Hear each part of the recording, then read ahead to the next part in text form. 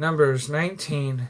The Lord said to Moses and Aaron, "This is a requirement of the law that the Lord has commanded. Tell the Israelites to bring me a red heifer without defect or blemish, and that has never been under a yoke. Give it to Eleazar the priest. It is to be taken outside the camp and slaughtered in his presence. Then Eleazar the priest is to take some of its blood on his finger and sprinkle it 7 times against the front of the tent of meeting. While he watches, the heifer is to be burned, its hide, flesh, blood, and offal. The priest is to take some cedar wood, hyssop, and scarlet wool and throw them onto the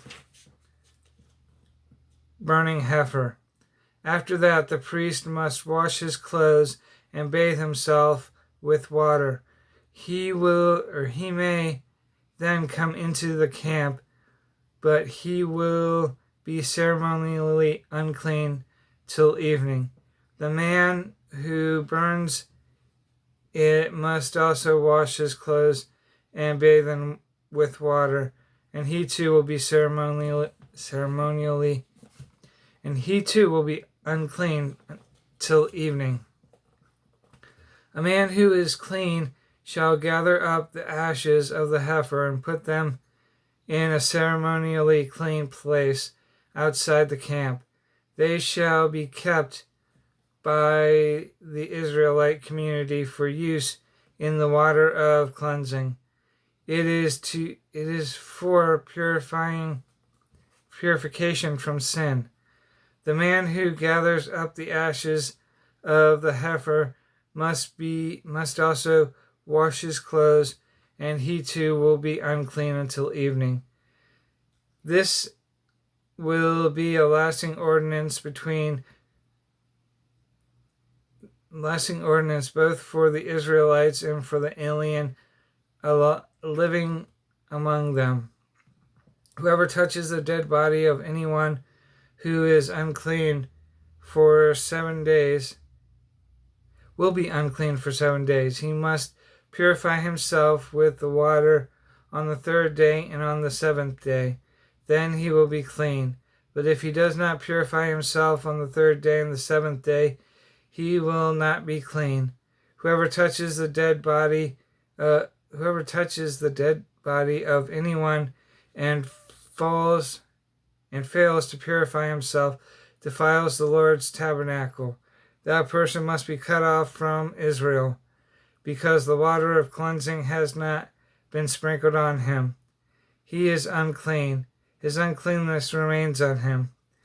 This is the law that applies when a person dies in a tent. Anyone who enters a tent and anyone who is in it will be unclean for 7 days, and every open container without a lid fastened on it will be unclean. Anyone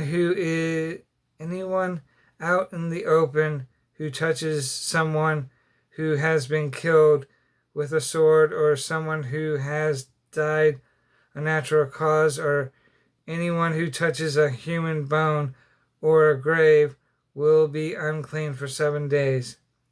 For the unclean person, put some ash from the burned purification offering into a jar and pour fresh water over them. Then a man who is ceremonially clean is to take some hyssop, dip it in the water, and sprinkle the tent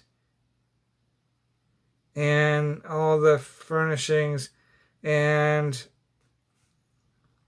the people who were there.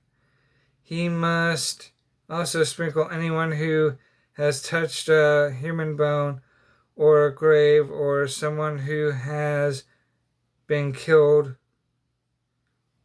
or someone who has died a natural death. The man who is clean is to sprinkle the unclean person on the third and the seventh day, and on the seventh day he is to be purified. The person being cleansed must wash his clothes and bathe with water, and that evening he will be clean. But if a person who is unclean does not purify himself, he must be cut off from the community, because he has defiled the sanctuary of the Lord. The water of cleansing has not been sprinkled on him, and he is unclean. This is a lasting ordinance for them. The men who sprinkle the water of cleansing must also wash their clothes, and anyone who touches the water of cleansing will be unclean till evening. Anything that an unclean person touches becomes unclean, and anyone who touches it becomes unclean until evening.